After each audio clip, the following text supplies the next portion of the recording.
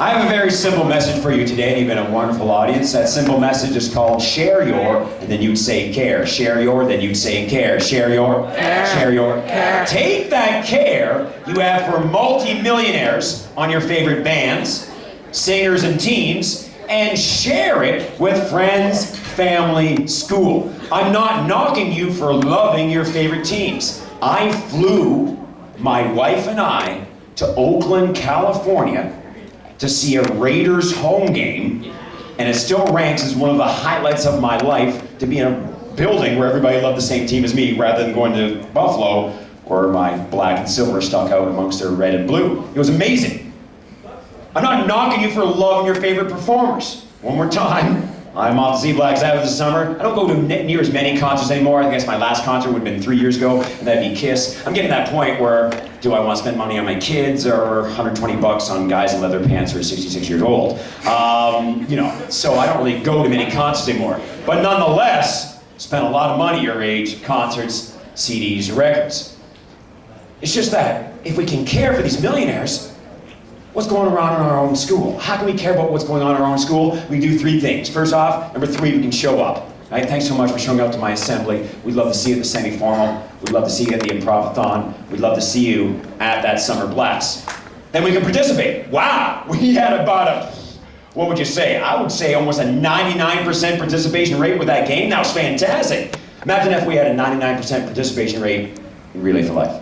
Imagine if we sold out every performance by your musical groups and improv groups and your drama. Imagine if we had 99% of this in class. That'd be fantastic, right? So please participate. Then there's my favorite example of care. Bluntly, the most important example of care that I rate a high school on. And you've been showing it for me right now. I've been talking, and you've been really great at listening. Now I know, you've heard the words listen up every day since kindergarten. So I'm only gonna give you one huge hint on how to be an amazing listener. And that is be the friend, be the classmate, be the son or daughter, be the friend that asks questions. Be the friend that asks questions. In other words, I saw the look on some of your faces as I mentioned things like your Christmas giving campaign, your upcoming Relay for Life, the improv, 13, Beauty and the Beast. I saw the look in your faces. Some of you literally looked at your friends and said, how does he know that? How does he know about acting? How does he know about Bishop Redding? How does he know that we have improv? Because I asked. I learned a long time ago that people take it as a compliment when you get to know them. Now, how can you put this into action? Well, bluntly, to the guys in the room, tap into your inner feminine self. Because quite bluntly, young ladies, you're really good at this. Just for fun, let's compare guys and girls on a Monday morning. Guys, satisfied with one-word answers. Guys, satisfied with superficial talk about video games and sports.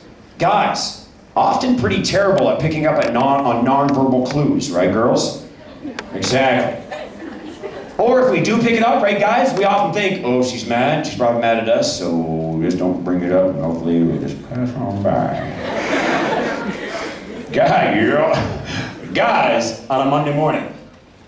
Hey, how's the weekend? It was all right. Cool. All right. Hey, my Penguins killed your Canadians last night. Shut up. Will you shut up? No, you shut up. Okay, we'll duke it out playing Xbox. All right, we'll duke it out. All right. Potato fries. Oh, I'm gonna say pomme de terre. Great. Nice. That's guys, right? We're caught up. We're good. Girls watch that type of interaction between guys and they say things like that. What's a penguin? Why are penguins playing Canadians?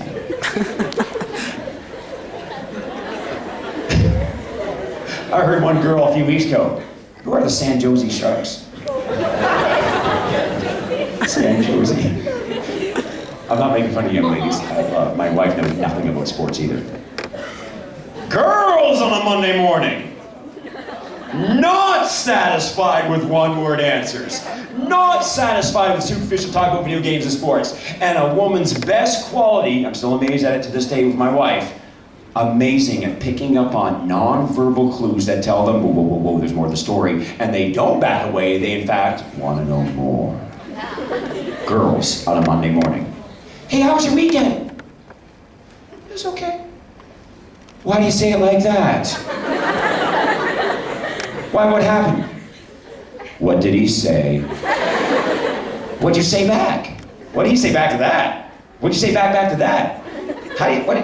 What did he text you? What does this even mean? L-I-L? He can't text. Have a seat, please start from the beginning. So what are you gonna do next? How do you feel? So what'd you wear? Did you wear that? Where'd you get that? When can I borrow that? Guys, you hear that genuine laughter from the girls? Some of the girls are actually thinking, was he here on Monday? That's amazing. Look at me, young ladies, look at me. I have 5 nieces between the ages of 11 and 21. 5. They keep me versed in what you're talking about. But also, very bluntly, as you can tell by how much I know about your school, I always had a pretty good inner feminine self. I always had friends that were girls that were close to me. I always found out that as a very shy guy in grade 6, 7, how I overcame my shyness was not by being the center of attention, but by sitting by the cool guys like Spiro, Greg, and Matt and saying to them, what'd you do on the weekend? Oh, yeah, I went to the game. Oh, how'd the game go? And just realizing that the cool guys who were way better at chatting with girls always needed an audience, and that audience could be me, that I had no shortage of friends because everybody likes to talk, everybody likes to have an interested audience. My challenge to you is, when we ask questions and show genuine interest in people, we can truly connect and make a really big school like yours feel small.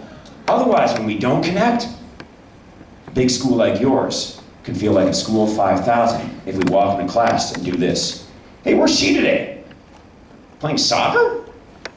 She plays soccer? For the school? Why are you so nervous? You're in the play?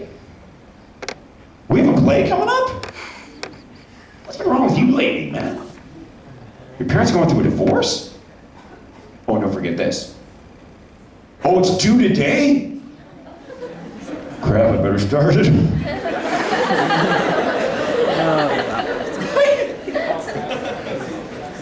I had way too many friends who walked into class like that, knew nothing about homework, what he's going through. There's a play coming up. Yeah, she is really good in soccer. But then could rhyme off what their favorite bands were doing, millionaires were doing, scores of the last Maple Leafs game. Yeah! Hey, I love my favorite teams too, but not one member of the Oakland Raiders showed up at my dad's funeral. I love my favorite bands as well.